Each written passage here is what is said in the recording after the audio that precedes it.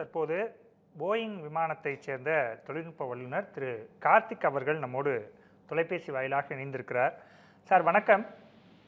வணக்கம் வணக்கம் சார். வணக்கம் சார். இந்த விமான விபத்துக்கு போயிங் விமானம் காரணமாக இருக்குமா, அதில் ஏதாவது பிரச்சனை ஏற்பட்டிருக்குமா? ஏன்னா ஏற்கனவே 737ல பிரச்சனைகள் இருந்தது.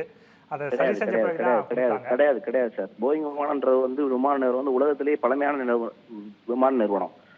கிட்டத்தட்ட 1950ல இருந்து பயன்படுத்தக்கூடிய விமானம். அதை நம்ம குறை சொல்ல முடியாது. விமான விபத்துன்றது நடைபெறதுக்கு நிறைய காரண குறிகள் இருக்கலாம்.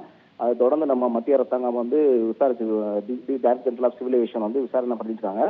ஸோ அது நமக்கு தெரிய வரும். சரி, இப்போ போயிங்கை பொறுத்த வரைக்கும் ஏற்கனவே சைனாவில எல்லாம் விபத்துல சிக்கி இருக்கு. அப்படி இருக்கும்போது தற்போது இங்கேயும் நடந்திருக்கிறது. இதை எப்படி பார்க்கறது சார்? அந்த 737 737 ரக விமானத்தில் இருக்க குறைபாடுகள் வேற.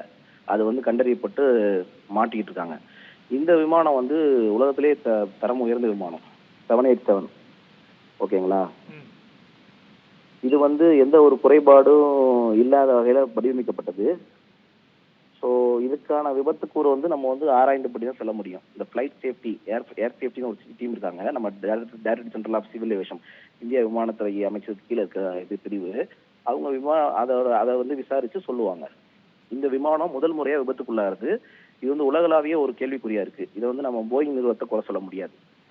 இல்ல, போயிங் நிறுவனத்தை குறை சொல்லல. அதுல ஏதாவது தொழில்நுட்ப பிரச்சனைகள் இருக்குமா அப்படின்னு தான் நான் கேட்கிறேன். இன்னொரு கேள்வி, பிரச்சனைகள் 100% கிடையாது. 99% இந்த விமானத்துல தொழில்நுட்ப பிரச்சனை கிடையாது. இந்த விமானமானது அதிக ஃபியூல் எஃபிஷியன்சி கொண்ட விமானம், அதிக ஹவர் பறக்கக்கூடிய விமானம், அதிக ஃபிளைங் டைம் கொண்ட விமானம், 14,000 கிட்டத்தட்ட 13,500 கிலோமீட்டர் போகக்கூடிய விமானம், ரேஞ்ச் போகக்கூடிய விமானம். ஸோ இதுல தொழில்நுட்ப கோளாறுன்றதுல கிட்டத்தட்ட முதல் விபத்து இது உள்ளாகுது. இதுக்கு முன்னாடி 350 கூட விபத்துக்குள்ளாகி ஃபுல் டோட்டல் லாஸ் ஆயிருக்கு. இந்த விமானம் முதல் முறையாகுது. உங்களுக்கு அதிக எரிபொருள் சக்தி, அதாவது மிக குறைவான எரிபொருள் அதிக நேரம் பறக்கக்கூடிய விமானங்கள்ல, எடை குறைவான விமானங்கள்ல இது ஒன்று. It's made by composite structures. இந்த விமானம் காம்போசிட் ஸ்ட்ரக்சர்னால உருவாக்கப்பட்டது. ஓகேங்களா? ஸோ உலகத்திலே சிறந்த விமானம்ன்றது என்னோட கருத்து.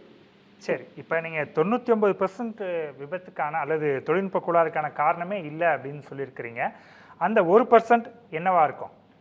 அந்த 1% சார் ஆப்ரேஷன் சைடாக இருக்கலாம், மற்றபடி வேற விதிமுறைகள் மீறலாக இருக்கலாம். இந்த மாதிரி நிறைய விஷயங்கள் இருக்கு. இப்போ நான் மெயின்டெனன்ஸ்னால பராமரிப்புனால நடக்கலன்னு சொல்ல முடியாது. அது அந்த CVR, cockpit voice recorder, டிஎஃப்டிஆர், digital flight recorder, இந்த இதெல்லாம் டேட்டா எடுத்து பார்த்த பிறகு தான் நமக்கு தெரிய வரும். சரி சார், இப்போ பொதுவாக போயிங் விமானத்தில் இது போன்ற விபத்து நேரங்களில் தவிர்ப்பதற்காக என்னென்ன வசதியெல்லாம் இருக்கும்? இந்த விமானம் ஹைலி அதாவது எப்படி சொல்றது, ஒரு விபத்து நடக்க போகுதுன்னா முன்னாடியே சொல்லக்கூடிய டைப்பான விமானம். இன்ஜின் ஸ்டார்ட் ஆகும் போது இதோட பிரச்சனைகள்லாம் காட்டிடும். இணைப்பில் உங்களுடைய கருத்துக்களை பகிர்ந்து கொண்டமைக்கு நன்றி திரு கார்த்திக்.